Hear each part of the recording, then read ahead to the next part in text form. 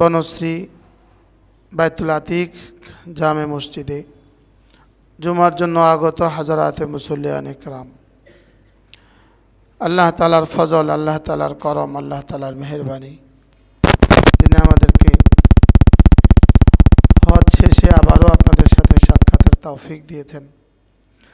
আল্লাহ তাআলা আমাদের সকলকে মাফ করে দিন।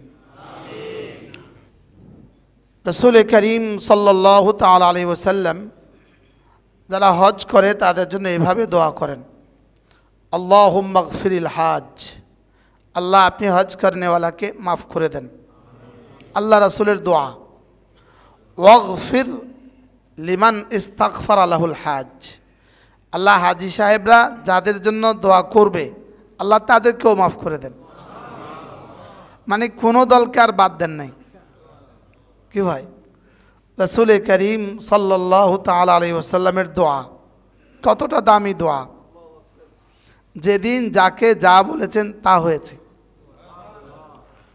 হযরত আবু হুরায়রাকে কি বলছিলেন, আল্লাহুম্মা হদি উম্মা আবি হুরায়রা, আবু হুরায়রার মাকে হেদায়েত দিয়ে দেন। শুধু এক শব্দই তো বলছিলেন না, আবু হুরায়রার মাকে কি দিয়ে দেন।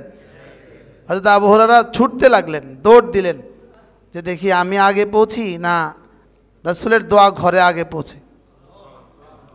কি ভাই, আবু হুরায়রার মা রাসূলকে বকা দিছিলেন, গালি দিছিলেন। হযরত আবু হুরায়রা আয়েশা রাসূলের কাছে অভিযোগ করলেন, ইয়া রাসূলুল্লাহ, মা তো আপনাকে গালিগালাজ করে। তখনও তিনি মুসলমান হননি, মা মুসলমান হয় নাই। ইয়া রাসূলুল্লাহ, যদি মার জন্য একটু দোয়া করে দিতেন। তো রাসূল একটা শব্দ বললেন, আল্লাহুম্মা হদি উম্মা আবি হুরায়রা, আল্লাহ আবু হুরায়রার মাকে হেদায়েত দিয়ে দেন।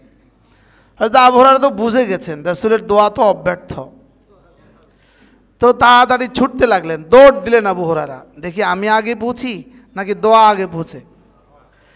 গিয়ে দরজা নক করলেন, মা ভিতর থেকে বললেন, আবু হুরায়রা দাঁড়াও, অপেক্ষা করো, আমি তো গোসল করছি।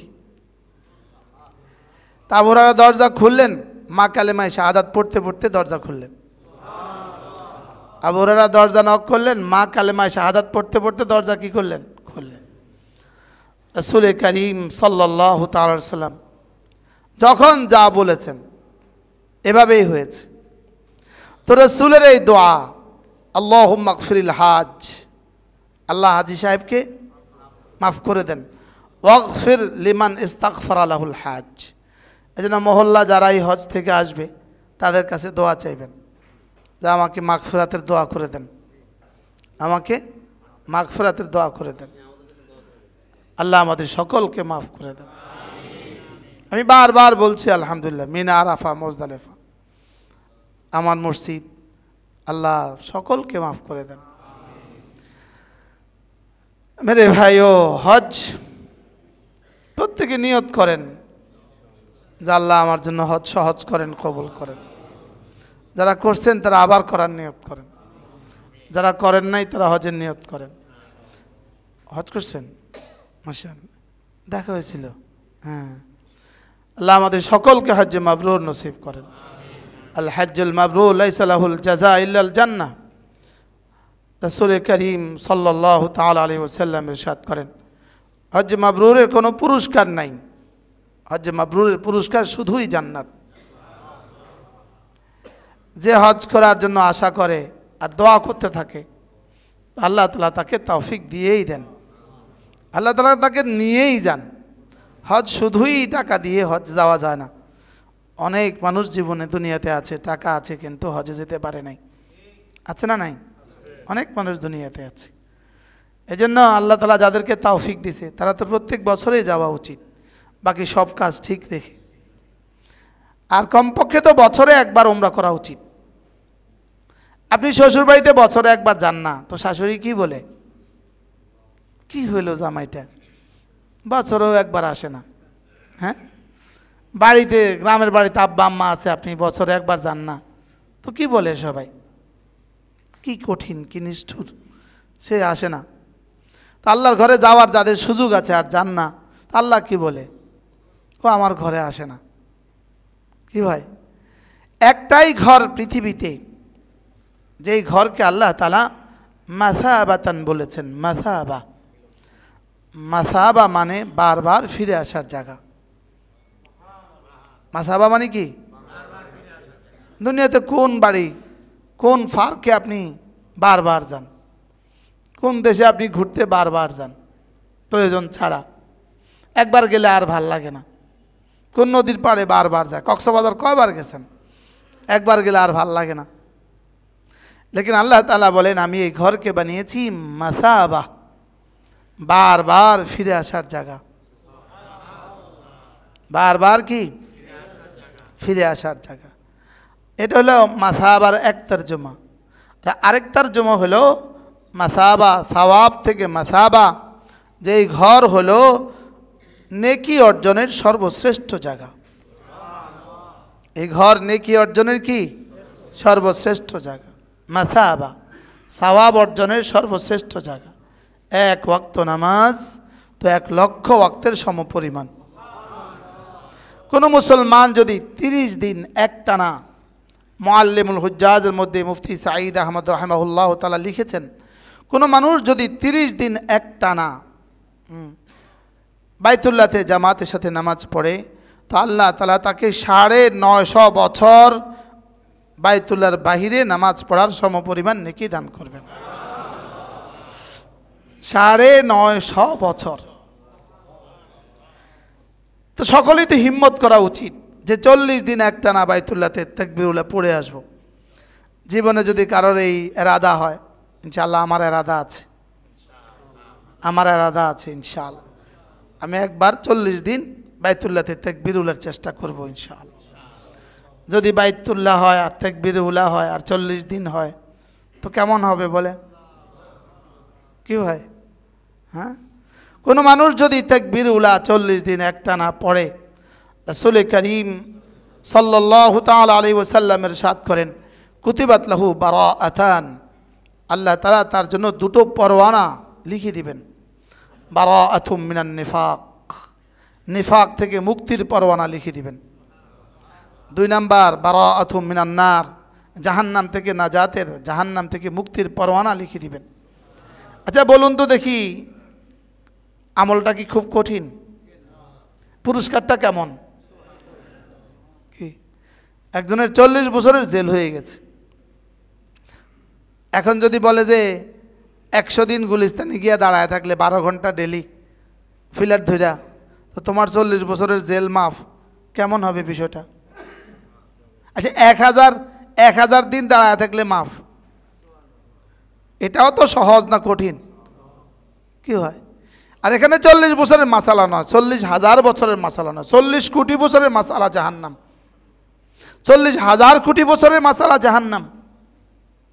এক ওয়াক্তের জন্য 2,88,00,000 বছরের জন্য মাসআলা জাহান্নাম। আর সেখানে শুধুই 40 দিন 5 বার মসজিদে হাজিরা দিয়ে টানা 40 দিন তাকবীরুল্লাহ, রাসূল বলেন জাহান্নাম থেকে মুক্তির পরওয়ানা লিখে দেওয়া হবে। এরকম অনেক সৌভাগ্যবান মানুষ আছে যাদের 40 বছরেও তাকবীরুল্লাহ ছুটে না। আমি এক ওস্তাদের খাদেম ছিলাম, আমি যে ওস্তাদের রুমে ছিলাম, হযরত মাওলানা আব্দুস সালাম সাহেব দামাত রাহিমাহুল্লাহ তাআলা, ইনি হযরত মাদানী রহমতুল্লাহর শাগরেদ ছিলেন। হযরত মাদানী, হুসাইন আহমদ মাদানী নাম শুনছেন আপনারা? যদি হুসাইন আহমদ মাদানী না হইতো তো এই দেশের চিত্রই ভিন্ন হইতো। হযরত হুসাইন আহমদ মাদানী রাহিমাহুল্লাহ তাআলা দিল্লির গেইটে যাদের ছবি লাগানো আছে, এর মধ্যে এই ছবিটা এখনও লাগানো আছে, ওনার ছবিও আছে, ওনার ওস্তাদ হযরত শেখুল হিন্দ মাহমুদুল হাসান দেওবন্দি রাহিমাহুল্লাহর ছবিও লাগানো আছে।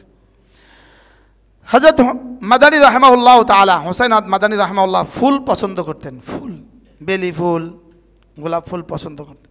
আমার হুজুরে কি করতেন, প্রত্যেক দিন দেওবন্দের আশপাশ থেকে ফুল সংগ্রহ করে তো হুজুরের টেবিলে, কিতাব রাখার টেবিলে ফুল রেখে দিত।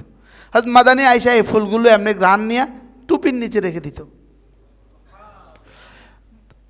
এটা ছিল হুজুরের অভ্যাস। তো আমাদের এই হুজুরের জন্য ছাত্ররা প্রত্যেক দিন ফুল নিয়ে আসতো, আয়না হুজুরের টেবিলে রাখতো, হুজুর ঠিক এটাকে এটাও নাকে দিয়া টুপির নিচে রেখে দিত। তো আমি একদিন জিজ্ঞেস করলাম যে এটা করেন কেন? বলে হযরত মাদানী এটা করতেন। তো হযরত মাদানির জন্য আমি এটা করতাম, আমার জন্য এখন ছাত্ররা এটা করে। এটা কোনো কাউকে বলে দিতে হয় নাই, হুজুর ফুল পছন্দ করে, ছাত্র আসার সময় হুজুর ফুল নিয়ে আসতো। আমি যখন হুজুর কাছে ছিলাম তখন হুজুর মাদ্রাসায়, নানুপুর মাদ্রাসায়, তখন হুজুরের খেদমতের বয়স হলো 42 বছর। তো হুজুর একদিন বলছেন, মুশতাক 42 বছরে কোনোদিন তাকবীর উলা ছুটে নাই। আল্লাহ আমার হুজুরের কবরকে জান্নাতের টুকরো বানিয়ে দেন। এই মানুষগুলোকে রব কি দিবেন বলেন? শায়েখ সুদাইসি দামাত বারাকাতুহুম, হারামাইনের আজকের ইমাম, মক্কা শরীফের খতিব হযরত শায়েখ সুদাইসি দামাত বারাকাতুহুম, তিনি একবার বলেন, যদি তাকবীর উলার ফজিলত উম্মত জানতো তো উম্মত যুদ্ধ করত। তাকবীর উলার ফজিলত কদ্দুর এটা জিবরিল জানে না, জিবরিল জানে না। শুধু তাকবীর উলার মধ্যে আল্লাহ তাআলা কি রেখে দিয়েছেন, আর সেটা যদি হারামে পাকে হয়। এজন্য নিয়ত করেন যে ইনশাআল্লাহ, হ্যাঁ, আপনারা ভিআইপিরা যারা আছেন 3 দিনের জন্য যান, 7 দিনের জন্য যান। ভিআইপি যেতে হবে 47 দিনের জন্য। যিনি যত ভিআইপি হবেন তিনি তত বেশি দিনের জন্য যাবেন, কি বলেন? হ্যাঁ, এই নিয়তে যাবেন যে আল্লাহর ঘরে কি করব। এই ঘর কেন বানালেন? রব্বানা লিয়ুকিমুস সালাহ। হযরত ইব্রাহিম আলাইহিস সালাম ঘর বানিয়ে কি বললেন? আল্লাহ আমি এই ঘর বানিয়েছি শুধুই নামাজের জন্য, আমি এই ঘর বানিয়েছি নামাজ কায়েমের জন্য। এজন্য আল্লাহ তাআলা বলেন, আমি এই ঘরকে বানিয়েছি মাসাবাতান লিন্নাস, মানুষের জন্য, মাসাবা মানুষের জন্য বারবার ফিরে আসার জায়গা, বারবার ফিরে আসা। সে যেখানেই যাক এই ঘরের জন্য তার ভালোবাসা লেগেই থাকে। প্রত্যেক মুসলমানের কলিজায় এই ঘরের ভালোবাসা আছে, আছে না নাই বলেন? হযরত ইব্রাহিম আলাইহিস সালাম শুধু একটা ছোট্ট দোয়া করেছিলেন, একটা ছোট্ট দোয়া। যখন হযরত ইসমাইল আর হাজরা দুজনকে রেখে চলে গেলেন, বিবি বাচ্চাকে রেখে চলে গেলেন, তো যাওয়ার পরে হযরত জিবরিল আলাইহিস সালাম এসে কি বললেন? চলেন চলেন, বিবি বাচ্চাকে ওটে উঠান, আমার ওট সামনে সামনে থাকবে, আমার ওট গিয়ে যেখানে থামবে সেখানে আপনার বিবি বাচ্চাকে নামিয়ে দিবেন। আর কিছু বলেন নাই। সেই ব্যাবিলন থেকে শুরু করে ওট চলছে চলছে চলছে চলছে চলছে, এই পাহাড় ঘেরা, পাহাড়ে পাহাড়ে পাহাড়ে পাহাড়ে, আস্তে আস্তে বাইতুল্লাহর যেখানে, এখানে আইসা হযরত জিবরিল ওট থামালেন। ইব্রাহিম আলাইহিস সালামকে তো আগেই বলা আছে, তো ছেলে আর বিবিকে এখানে নামালেন।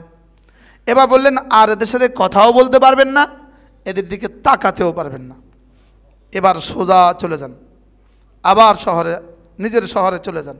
আচ্ছা, পরীক্ষাটা কেমন ছিল বলেন? হ্যাঁ, এই পাহাড়ের পাদদেশে চতুর্দিকে শুধুই কালো পাহাড় ছাড়া আর পৃথিবীর কিছু নাই, কোনো মানুষ নাই, কোনো পানি নাই, কোনো জনমানব নাই, কোনো পাখি নাই, কোনো ফল নাই, কোনো ফুল নাই, নাই কিছু নাই, শুধু পাথর ছাড়া আর কিছুই নেই।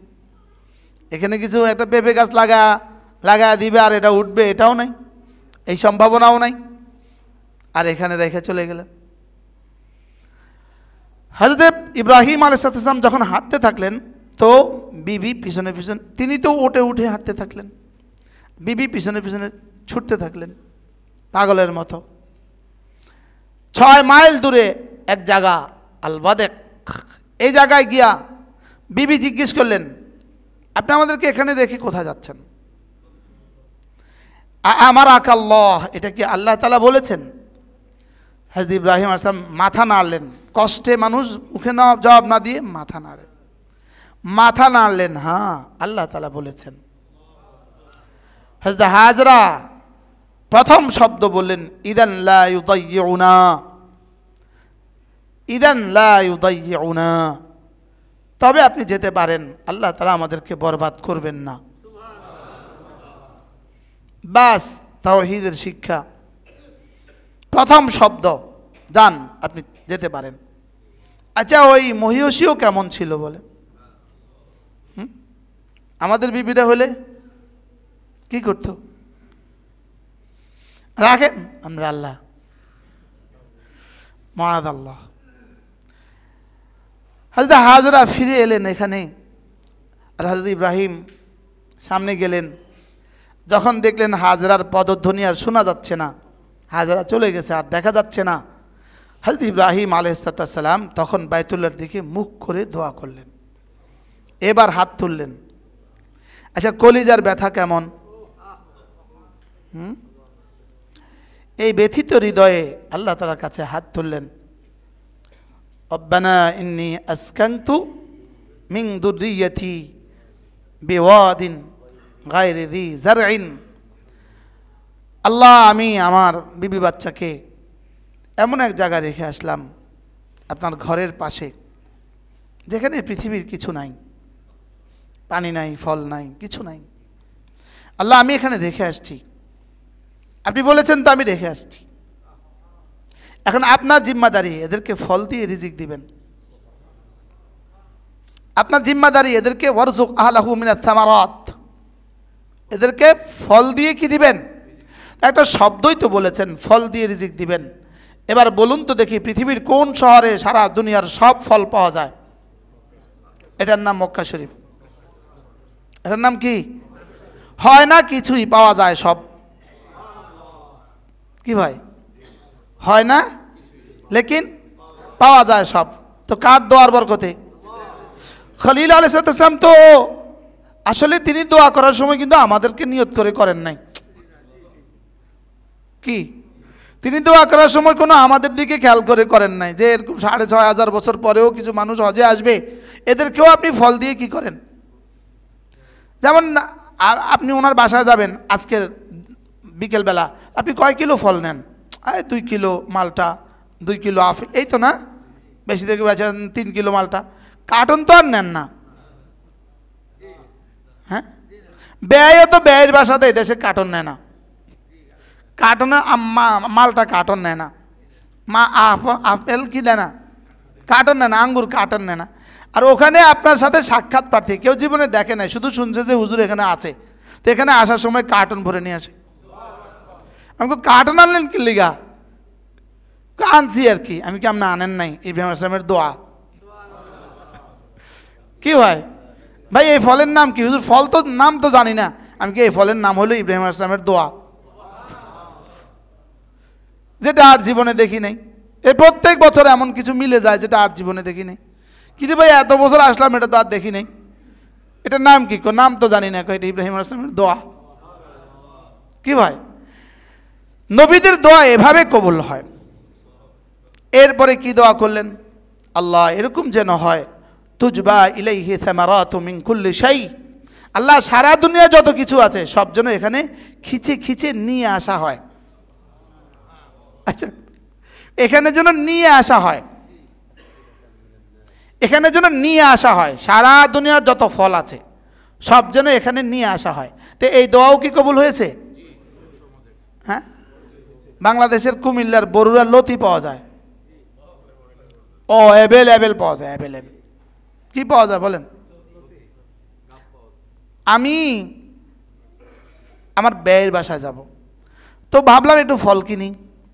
গেছি ফলের মার্কেটে জিদ্দা। আমি কি আর বুঝছি কিছু? দামও তো বেশি, এটা বুঝি না। তা এখন যে ব্যয়ের বাসায় একটু নিতে তো হবে, তো সুন্দর করে একটু নিলাম, যা ইচ্ছা তা নিলাম। যেটা বাংলাদেশে হইলে 10 বছরও কিনা হইতো না, হিম্মতই হইতো না। এতগুলো ফল মানুষ কেমনে কিনে? একসাথে এত কার্টন কেমনে কিনে?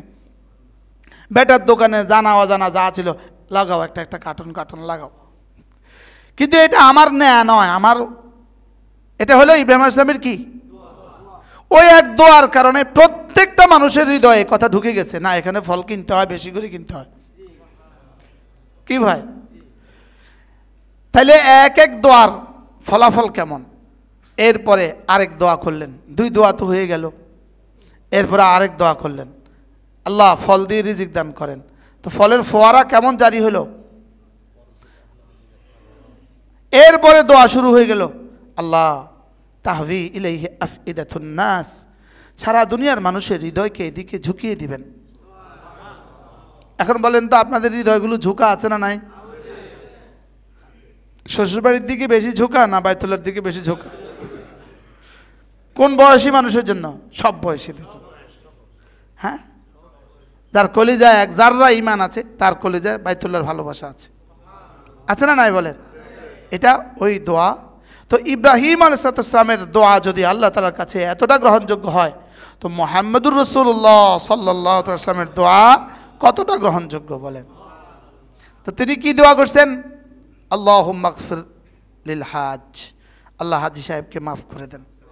তাহলে এই দোয়ার মধ্যে হাজী সাহেব আছে না নাই? এবার ওয়াগফির লিমান ইস্তাগফারা লাহুল হাজ, হাজী যার জন্য দোয়া করে তাকেও মাফ করে দেন। তো এর মধ্যেও আছে না নাই বলেন? এই জন্য হাজী সাহেবানদের কাছে কি চাওয়া? দোয়া চাওয়া। যাকেই দেখবেন মাত্র আসছে 40 দিন পর্যন্ত আল্লাহ তাআলা তার দোয়া কবুল করে। আল্লাহ এই মুহূর্তে এই মজলিসে আমরা যারা আছি, মসজিদে যারা আছি, আল্লাহ আমাদের সকলকে বারবার আল্লাহ তাআলার ঘরে যাওয়া নসিব করেন। এই কালো গিলাফ এটা মানুষ বানায়, এটা মানুষ বানায়। কালো গিলাফ এটা কাপড়, এর বাইরে আর কি? স্বর্ণখচিত একটা কাপড়। তো এই কালো গিলাফ ওই মাটির ঘরের দিকে, ঘরের সাথে লাগানো, ওই কাঁচা মাটির ঘরের সাথে লাগানো।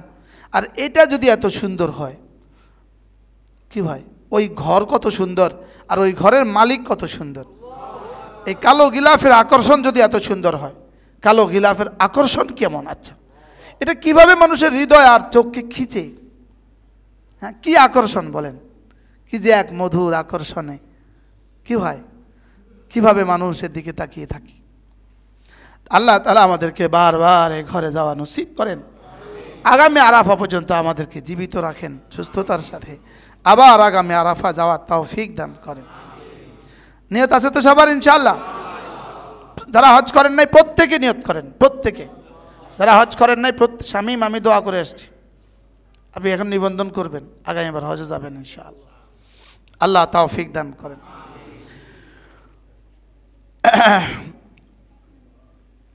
وَإِذْ جَعَلْنَا الْبَيْتَ مَثَابَةً لِلنَّاسِ وَأَمْنًا। আল্লাহ, আমি এই ঘরকে বানিয়েছি বারবার ফিরে আসার জায়গা, ও আমনা এবং নিরাপদ জায়গা। পৃথিবীতে, বাংলাদেশে, দুনিয়াতে কোন ঘর আছে যেই ঘর 1000 বছর ধরে দাঁড়িয়ে আছে, খসে পড়ে নাই? কি ভাই, হাজার হাজার বছর ধরে। আদম আলাইহিস সালাম প্রথম নির্মাতা এই ঘরের, প্রথম বানানেওয়ালা কে? আদম আলাইহিস সালাম। প্রথম বানাইছেন স্বয়ং আল্লাহ তাআলা ফেরেশতাদেরকে দিয়ে। এরপরে এটা স্থাপনা আদম আলাইহিস সালামকে দিয়ে। সেদিন থেকে আজ পর্যন্ত একই জায়গায় একইভাবে আছে।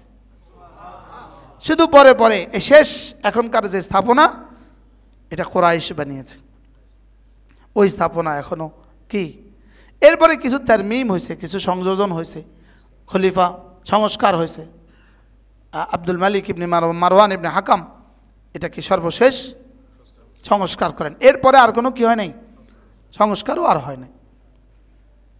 তাহলে এই ঘর কি পরিমাণ আমনা, কি পরিমাণ নিরাপদ। পৃথিবীর কোনো ঝড়ে, পৃথিবীর কোনো ঘূর্ণিঝড়ে আর পৃথিবীর কোনো ঝঞ্ঝায় এই ঘর এখনো অবিকৃত অবস্থায় আছে। আল্লাহু আকবার। মন চায় তো আবার চলে যাই। وَإِذْ جَعَلْنَا الْبَيْتَ مَثَابَةً لِلنَّاسِ وَأَمْنًا। আর নিরাপদ। رَبِّ اجْعَلْ هَذَا الْبَلَدَ آمِنًا। আল্লাহ এই ঘরকে, এই শহরকে নিরাপদ করে দেন, নিরাপত্তার চাদর দিয়ে এই ঘরকে ঢেকে দেন। আজ পর্যন্ত এই ঘর নিরাপদ। এক শব্দ, এটা তো পুরা কোরআন নয় না? এটা কি পুরা কোরআন না কোরআনে কারিমের একটা শব্দ? তাও আমাদের জন্য করণীয় কিছু নাই। এই শব্দ হলো খবরিয়া, খবর। অতীতের একটা সংবাদ দিয়েছেন, অতীতের একটা সংবাদ, অতীতের একটা হযরত ইব্রাহিম আলাইহিস সালামের একটা দোয়া, একটা খবর। তো এটা যদি এতটা বাস্তবায়িত হয়, পুরো কোরআনে কারীম কতটা বাস্তবায়িত হবে? এটা যদি এতটা সত্যায়িত হয়, এতটা সত্য প্রমাণিত হয়, তো পুরো কোরআনে কারীম কতটা সত্য প্রমাণিত হবে বলে? ইব্রাহিম আলাইহিস সালামের কথা যদি এতটা সত্য প্রমাণিত হয়, তো মুহাম্মদুর রাসূলুল্লাহ সাল্লাল্লাহু তাআলা আলাইহি ওয়াসাল্লামের কথা কতটা সত্য প্রমাণিত হবে। এজন্য রাসূলের অনেক ভবিষ্যৎবাণী আছে, যতগুলো আছে সব বাস্তবায়িত হবে। সব। পৃথিবী থেকে ইহুদিদের শেষ চিহ্ন ধ্বংস হবে, এটা রাসূল বলেছেন, এটা হবেই হবে। কালেমায়ে তয়্যিবা যতটা সত্য, এই কথাটা ততটা সত্য।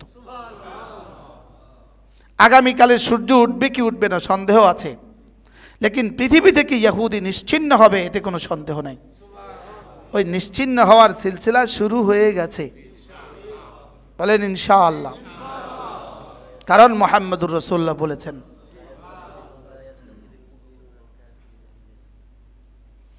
এজন্য এদেরকে ভালোবাসার কোনো সুযোগ নেই, এদেরকে পছন্দ করার কোনো সুযোগ নাই, এদের দ্রব্যগুলোও পছন্দ করার কোনো সুযোগ নেই।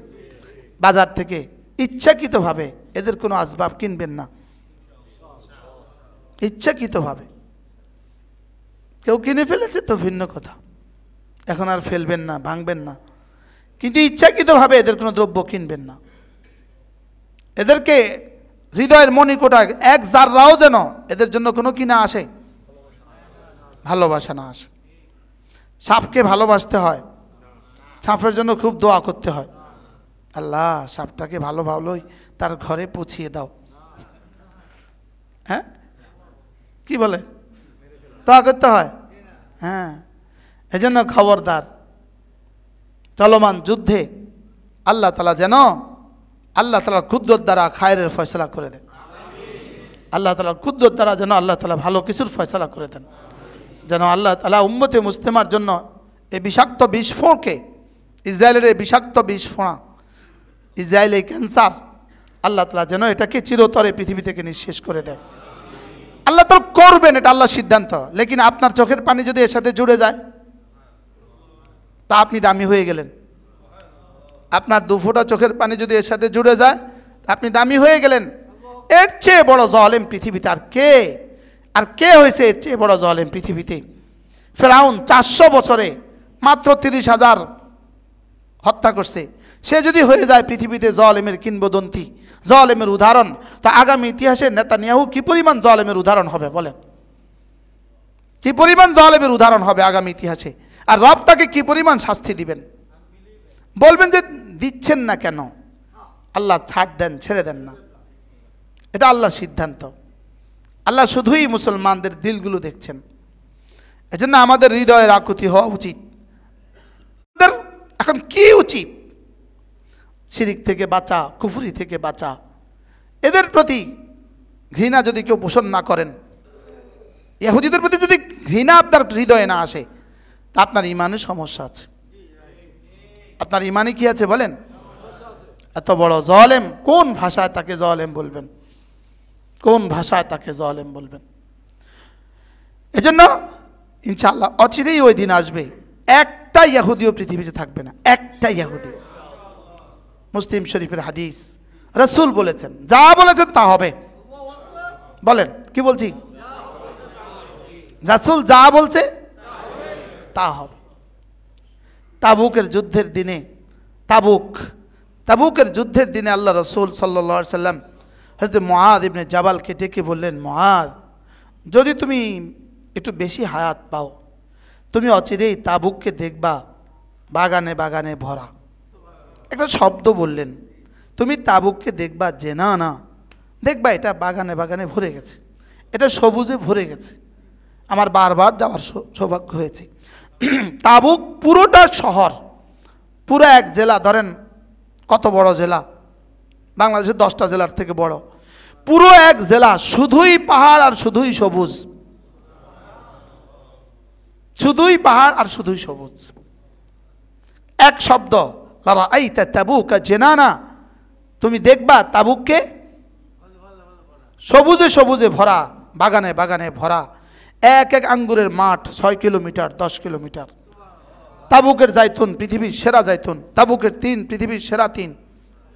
শব্দ একটা, তুমি তাবুককে দেখবা বাগানে বাগানে ভরা। কি ভাই, প্রতিটা বাড়ির সামনে জয়তুন গাছ আছেই, আম গাছ আছেই। তাইলে রসুলের এক এক শব্দ, তো এটাও রসুলের শব্দ। অচিরেই এক সময় আসবে মুসলমানরা এভাবে ইসরায়েল বিজয় করবে, আর প্রতিটা গাছের নিচে ইহুদি আশ্রয় নিবে, আর গাছ কথা বলবে, গাছ বলবে ইয়া আখি আল মুসলিম, হে মুসলিম ভাই, ইন্না ওয়ারাই ইয়াহুদিয়া, আমার পেছনে একটা ইহুদি আছে, ফাকতুলু, তারে মার। গাছ বলবে, গাছ পাথরের পেছনে আশ্রয় নিবে, পাথর বলবে। ওই দিনগুলো আসার সময় সুযোগ শুরু হয়ে গেছে ইনশাআল্লাহ। কথা কি জানি বলছিলাম, যে রাসূলের যা বলেছেন সব কি, সব সত্য। আল্লাহ ওয়াইয জাআলনাল বাইতা মাথাবাতান লিন-নাসি ওয়া আমনা ওয়াত্তাখিযু মিন মাকামি ইব্রাহিম মুসাল্লা, মাকামি ইব্রাহিমকে তোমরা নামাজের জায়গা বানাও। হাজা আসওয়াদের পরে মুলতাজিমের বরাবর একটু সামনে, একটু ডানে গেলে মাকাম ইব্রাহিম, একটা এর দূর একটা জায়গা আছে। হ্যাঁ, এটার ভিতরে হযরত ইব্রাহিম আলাইহিস সালাম যেই পাথরে দাঁড়িয়ে বাইতুল্লাহ বানিয়েছেন, ওই পাথরটা এখানে রাখা আছে। সিঁড়ি ছিল না, কিছু ছিল না, তো একটু পরে তার উপরে নাগাল পাচ্ছিলেন না, তো জিবরাইল আলাইহিস সালাম এই পাথরটা জান্নাত থেকে নিয়ে আইসা হযরত ইব্রাহিম আলাইহিস সালামের পায়ের নিচে দিয়ে দিলেন। এখন এক সময় পাথরও শেষ হয়ে গেছে, আর নাগাল পান না, তো আল্লাহ তাআলা এই পাথরকে লিফট বানিয়ে দিলেন, এটা বাড়তে থাকলো। এখন এত ছোট্ট একটা পাথর, এটার উপর দাঁড়িয়ে তো নড় বড়, তো আল্লাহ তাআলা পদচিহ্ন পাকে এই পর্যন্ত এটার মধ্যে গেড়ে দিলেন, আর ওই চিহ্ন সম্বলিত ওই পাথর, এটাই হলো মাকামে ইব্রাহিম। এটা কি? আচ্ছা, একটা পাথর এই তো না, একটা ছোট্ট একটা পাথর এই তো, এটা এই জায়গাতে কত হাজার বছর ধরে স্থাপিত আছে। শুধু এইটাই কি আল্লাহ তাআলার কুদরতের নিশানা নয় কি? আচ্ছা, বাংলাদেশে একটা জিনিস বলেন তো, যেটা এটা 1000 বছর আগের, হ্যাঁ 1000 বছর আগের একটা টুকরা, একটা কাঠ, একটা পাথর, একটা ঘর আছে কিছু? শুধু এই টুকরাটা, এই একটা টুকরা, পাথরের টুকরাটা, এটা যে এই জায়গাতে স্থাপিত আছে, এটাই আল্লাহ তাআলার কুদরতের নিশানা। এজন্য এই জায়গাকে নামাজের জায়গা বানাও। এজন্য তাওয়াফের পরে কি পড়তে হয়? 2 রাকাত নামাজ পড়তে হয়। এখন ভিড়ের কারণে আর ঠিক ওখানেই পড়া যায় না, এজন্য এখন ভিড়ের কারণে হারামের যে কোনো জায়গায় পড়লেই হয়ে যায়। ওয়াত্তাখিযু মিন মাকামি ইব্রাহিম মুসাল্লা ওয়াহিদনা ইলা ইব্রাহিম ওয়া ইসমাঈল আন তাহিরা বাইতিয়া লিত-তাইফিন ওয়াল আকিফিন ওয়ার রুকআইস সুজুদ। আর আমি ইব্রাহিম আর ইসমাঈল আলাইহিস সালামকে আমি বলে দিয়েছি এই কথা, যে তোমরা দুজনে না আমার এই ঘরকে পরিষ্কার করো। আমার এই ঘরকে কি করো? কাদের জন্য? লিত-তাইফিন, তওয়াফকারীদের জন্য, ওয়াল আকিফিন, ইতিকাফকারীদের জন্য, আর রুকআইস সুজুদ, নামাজ পড়নেওয়ালাদের জন্য, রুকুকারী আর সেজদাকারীদের জন্য ঘরকে কি করো? এই জন্য এই ঘর, যেমন এই ঘর, এটা পরিষ্কার করা জিম্মাদার শুধু খাদেম না, এটা পরিষ্কার করা জিম্মাদার আমরা সকলেই। আমরা খাদেম রাখি তো শুধু এটা নিয়ন্ত্রণের জন্য, ইন্তজামের জন্য, অন্যথায় এটা পরিষ্কারের জিম্মাদারি কার? এটা পরিষ্কারের জিম্মাদারি আমাদের সকলের। এবার আল্লাহ হযরত ইব্রাহিম এবার দোয়া শুরু করলেন। ওয়াইদ ক্বালা ইব্রাহিম রব্বি জাল হাযা বালাদান আমিনা, আল্লাহ এই ঘরকে আপনি নিরাপদ বানিয়ে দেন, আল্লাহ এই শহরকে নিরাপদ শহর বানিয়ে দেন। এমন নিরাপত্তা দিয়ে রব্বে কারীম এটাকে ঢেকে দিয়েছেন, দাজ্জাল এই শহরে ঢুকতে পারবে না। আজ পর্যন্ত এই শহরে কোনো কাফের ঢুকতে পারে নাই, আগামী ইতিহাসেও ঢুকতে পারবে না। বলেন, এই শহরে কোনো কাফের ঢুকতেই পারবে না। বলেন, এই শহরে কোনো কাফের কি? দাজ্জাল এই শহরে ঢুকতে পারবে না। ওয়ারযুক আহলাহু মিনাস সামারাত মান আমানা মিনহুম বিল্লাহি ওয়াল ইয়াউমিল আখির। আল্লাহ এই ঘরে আশেপাশে এই শহরে যারা ঈমান আনবে, ও আপনি তাদেরকে ফল দিয়ে রিজিক দান করেন। বলার সময় একটা কথা বলে ফেলছেন, আল্লাহ যারা ঈমান আনে তাদেরকে ফল দিয়ে রিজিক দান করেন। তো আল্লাহ তাআলা বলেন, ইব্রাহিম যারা ঈমান আনে না তাদেরকেও কিছু দিমু, তাদেরকে কিছু কি? তাহলে ঈমান যারা আনে না ওদেরকেও কিছু দিবে না? দিবে না? বলেন, ওদেরকে দুনিয়াতে ফল ফলাতে কিছু দেয় না বলেন, দেয় ওদেরকে। তাহলে এইটাও তো বাস্তব হয়েছে। কিন্তু এর আগে আরেকটা দোয়া ছিল, আল্লাহ আমার এই ছেলের বংশে নবী পাঠান। তো আল্লাহ তাআলা বলছেন এই দায়িত্ব আমি আমার পছন্দ ছাড়া কাউকে দেই না। এখন খানার বেলা যখন দোয়া করছেন তখন ইব্রাহিম আলাইহিস সালাম ওই কথা মনে হয়েছে, আল্লাহ তো নবুয়ত দিবেন না আল্লাহর পছন্দ ছাড়া অন্য কাউকে, তাহলে মনে হয় খানাও দিবেন না পছন্দ ছাড়া অন্য কাউকে। এই জন্য খানার ব্যাপারে আইসা আবার ওই শব্দটাই বলে ফেলছেন, মানে আমানা বিল্লাহি ওয়াল ইয়াউমিল আখির, যে ঈমান আনবে আখিরাতের উপরে আর আপনার উপরে, আপনি তাকে রিজিক দিয়েন ফল দিয়া। তা আল্লাহ বলেন ইব্রাহিম তোমার অঙ্ক ঠিক হয় নাই, নবুয়ত দিতাম না আমার পছন্দের বাইরে, লেকিন খানা দিমু সবাই রে। কি হয় এই জন্য বেঈমানরে খানা দেয় না। আসলে বেঈমানদের দুনিয়াতে খানা বেশি দেয় কেন? বেঈমানের ঘর বাড়ি দুনিয়াতে সুন্দর কেন? বেঈমান রাষ্ট্রগুলো দুনিয়াতে এত সুন্দর কেন? আখিরাতে দিবে না যে, এজন্য। তো ওই বেচারাদেরকে যদি দুনিয়াতেও না দেয় আখিরাতেও যদি, আখিরাতে একটু বাচ্চাটা, হ্যাঁ, বেচারাদেরকে দুনিয়াতেও যদি না দেয় আখিরাতেও যদি না দেয় তো বিষয়টা কেমন হবে? এটা তো চিরবঞ্চিত হবে। কি বলেন? এজন্য দুনিয়াতে একটুখানি কি, এজন্য দুনিয়াতে বেঈমানদের এই শহরগুলো এত সুন্দর দেখে দেখে আমাদেরকে ধোঁকা খাওয়ার কোনো কারণ নাই যে আমাদের এত এত এত ইসলামী দেশ, এটা এত অসুন্দর কথার কথা আর কি, এটা এত অসুন্দর। এর অর্থ কি আপনার ঘর আপনি অসুন্দর রাখবেন? কি ভাই, আমাদের শহরের রাস্তাঘাটে এত ময়লা কেন? এটা কল্পনা করা যায়? পৃথিবীর কোথাও এটা কল্পনা করা যায়? তো এর অর্থ কি আমাদের ইসলাম বলেছে আমাদেরকে রাস্তায় ময়লা ফেলতে? কি যদি প্রত্যেক বাড়িওয়ালা তার বাড়ির সামনেটা পরিষ্কার করে তো এই শহর পরিষ্কার হতে কতক্ষণ লাগবে? প্রত্যেকে যদি চিন্তা করে যে আমি আমার সামনেটা পরিষ্কার করব, প্রত্যেকে যদি এই চিন্তা থাকেন, প্রত্যেকে যদি এই চিন্তা করে যে আমি আমার শহরটা পরিষ্কার করব, আমি আমার ঘরের সামনে পরিষ্কার করব, তো কতক্ষণ লাগবে? অথচ রাসূল কি বলেন?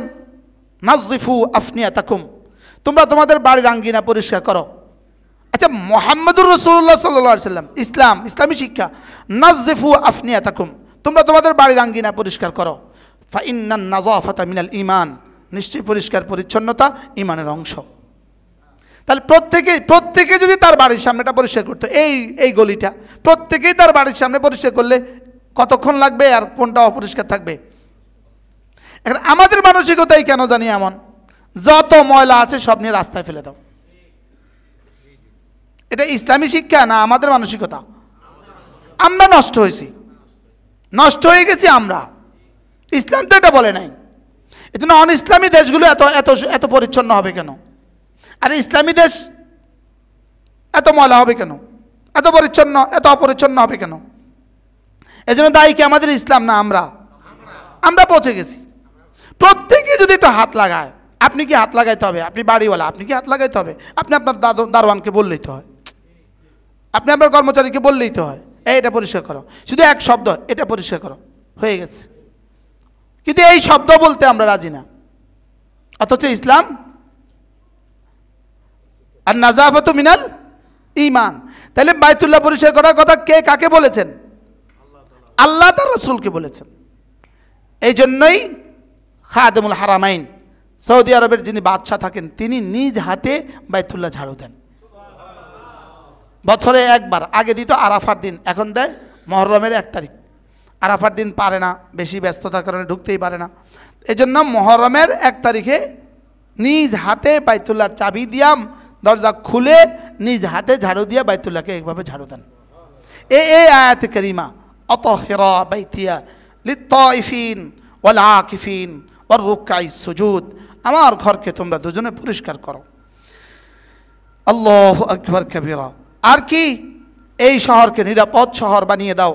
ওয়ারযুক আহলাহু মিনাস সামারাত, আর এই জনপদকে তুমি ফল দিয়ে রিজিক দান করো। ওরা ভাত বেশি খায় না ফল বেশি খায়? ওরা ফল বেশি খায়, খেজুর খাইতেই থাকে। আর এমন এক ফল বানিয়ে দিয়েছেন আল্লাহ তাআলা, খেজুর জীবনে কখনো পচে না। সুবহানাল্লাহ। 3 বছর আগের খেজুর খাও, কি হয় না বলেন? এটা শুকায়, একটু পোকা হয়, লেকিন সে পচে না, খাবার অনুপযুক্ত হইয়া পচে গেছে আর ফেলে দাও, খেজুরের ব্যাপারে এই খেজুরের ডিকশনারিতে এটা নাই। আশ্চর্য না?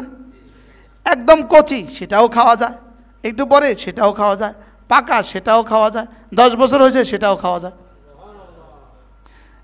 একদম পাইকা নরম তুলতুল হয়ে গেছে সেটাও খাওয়া যায়, কোনো অংশ ফেলনা নয়। তো এই আল্লাহ তাআলা হযরত ইব্রাহিম আলাইহিস সালামের দোয়া, কিন্তু শর্ত দিয়েছেন মান আমানা বিল্লাহি ওয়াল ইয়াউমিল আখির, আল্লাহ ফল দিয়ে রিজিক দিবেন যারা না ঈমানওয়ালা। আল্লাহ তাআলা বলেন জি না ইব্রাহিম, এই দোয়া উড্র করো। দোয়াকে কারেকশন করে দিচ্ছেন আল্লাহ তাআলা। ক্বাল, আল্লাহ তাআলা বললেন শুনো, ওমান কাফারা ফাউমাত্তিউহু কালিলা, যারা কুফরি করে তাদেরকেও আমি রিজিক দিব অল্প সময়ের জন্য, তাদেরকেও রিজিক দিব কি?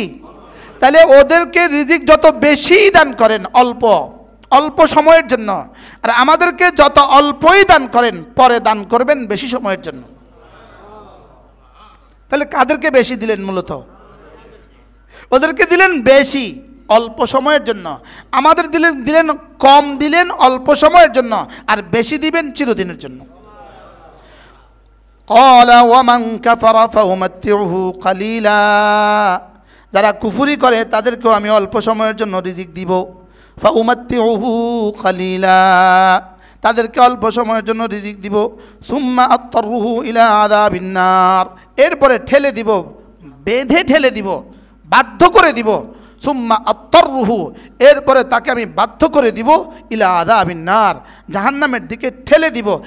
এই প্রসঙ্গ আইসা মনে হয় বিশ্বাস হয় না লাগে কি? আসলে কি?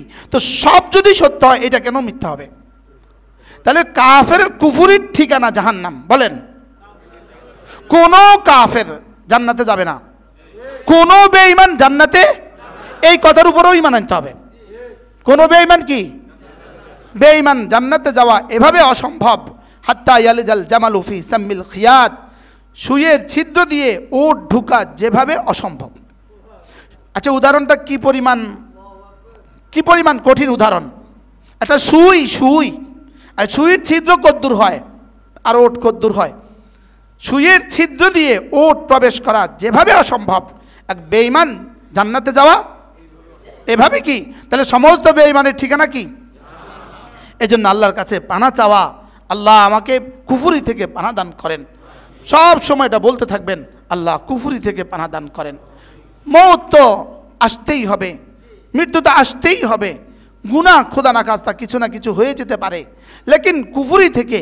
এজন্য রাসূল দোয়া শিখিয়েছেন, আল্লাহুম্মা ইন্নী আউযু বিকা মিনাল কুফরে, সাথে আর একটা শব্দ জুড়ে দিয়েছেন ওয়াল ফাকরে, আল্লাহ আমাকে দারিদ্রতা থেকে এবং কুফরি থেকে আল্লাহ আমাকে পানা দান করেন।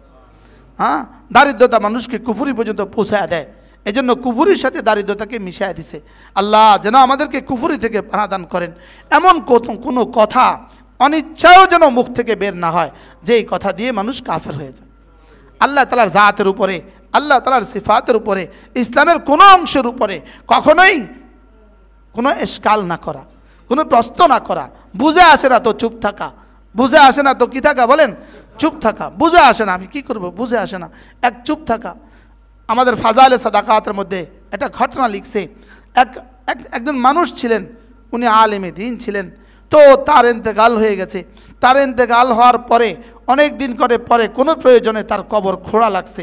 তার কবর খুঁড়ে দেখলো তার চেহারাটা পূব দিকে ফিরানো, বাইতুল্লাহর পরিবর্তে কোন দিকে ফিরানো?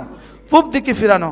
এটা আলোচনা সমালোচনা হইতে হইতে মানুষ, তখনকার ওলামা একরাম তার বিবিকে জিজ্ঞেস করছে তার জীবনে কি এমন বদামল ছিল যার কারণে তাকে আল্লাহ তাআলা পূব দিকে তার চেহারা ফিরিয়ে দিয়েছে। বলে, না, তিনি তো অনেক ভালো মানুষ ছিলেন, তার তো জীবনে কোনোই বদামল আমি দেখি নাই। তবে মাঝে মাঝে একটা শব্দ তিনি বলতেন, কি যে শীতকালে ফরজ গোসলটা যদি না দিত।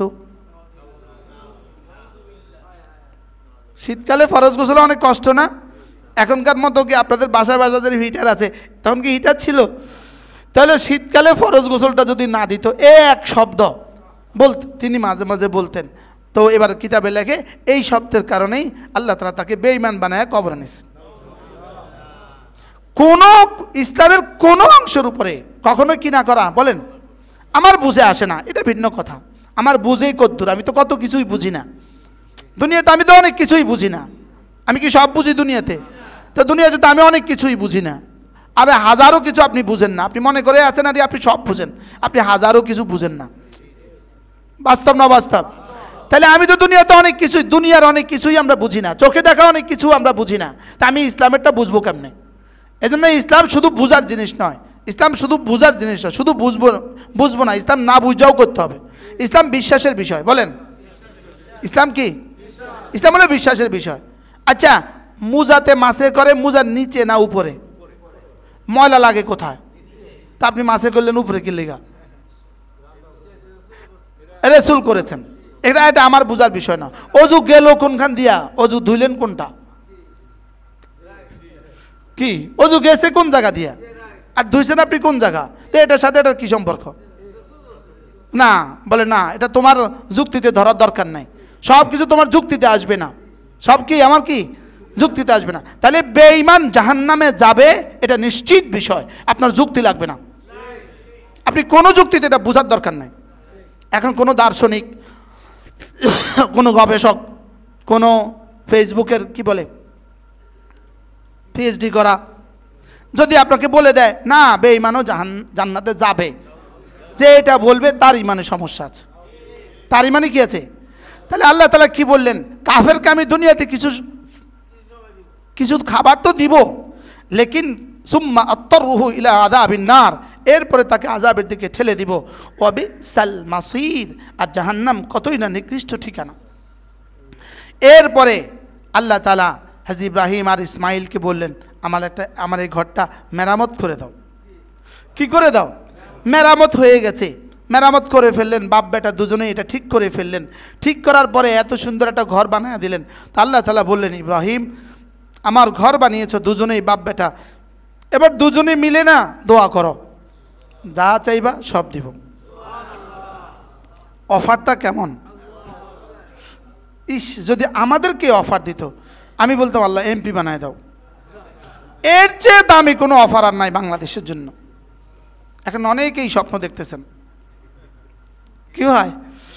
তা আল্লাহ তাআলা হযরত ইব্রাহিম আসলামকে অফার দিলেন, মাগনা তেরা কাম দেনা মেরা কাম, তুমি চাও, যা চাইবে আমি সব দিব। হযরত ইব্রাহিম আসলাম বলে, সুযোগ যেহেতু পেয়ে গেছি তো চাইয়াই বসি।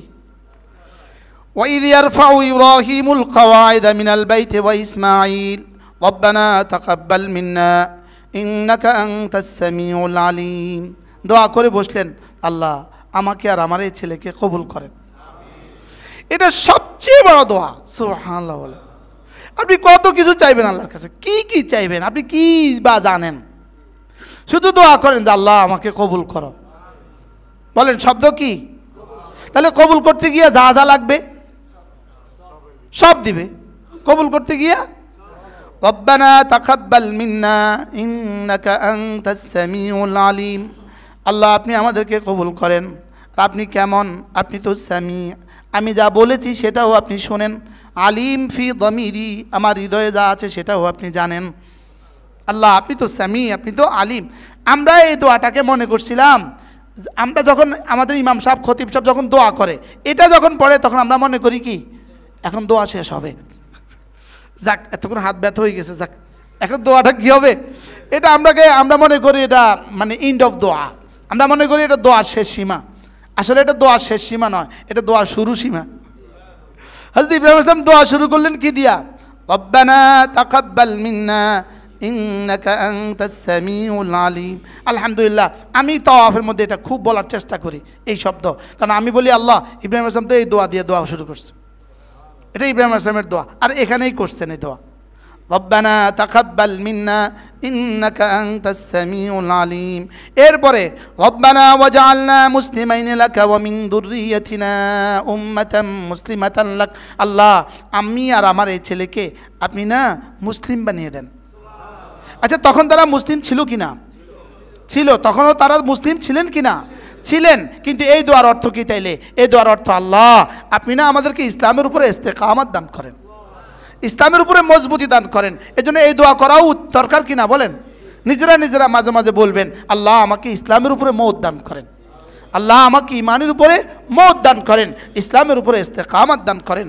রব্বানা ওয়াজআলনা মুসলিমাইন লাকা ওয়া মিন যুররিয়াতিনা উম্মাতান মুসলিমাতান লাক ওয়া আরিনা মানাসিকানা। আল্লাহ এই ঘরকে কেমনে করতে হয়, হজ কেমনে করতে হয় এটা একটু শিখিয়ে দেন। এই ঘরে কি কি করতে হবে আমাকে এটা কি করে দেন। এই তাইলে হজের প্রতিটা মাসআলা আল্লাহ তাআলা হযরত ইব্রাহিমকে শিখিয়েছেন, হজের প্রতিটা বিষয় আল্লাহ তাআলা হযরত ইব্রাহিম আলাইহিস সালামকে শিখিয়েছেন। এজন্য মানাসিকে হজ পুরোটাই ইব্রাহিম আলাইহিস সালামের তালিমাত। সুবহানাল্লাহ। আল্লাহ আমাদেরকে বারবার আল্লাহর ঘরে যাওয়া নসিব করেন। আমরা এখন সুন্নত পড়ে ফেলবো ইনশাআল্লাহ। সুন্নতের পরে 2-1 মিনিট। আরিফ আয়াম টিভি, আরিফ আয়াম টিভি কোরআন সুন্নাহর বাণী প্রচার করার প্রচেষ্টায়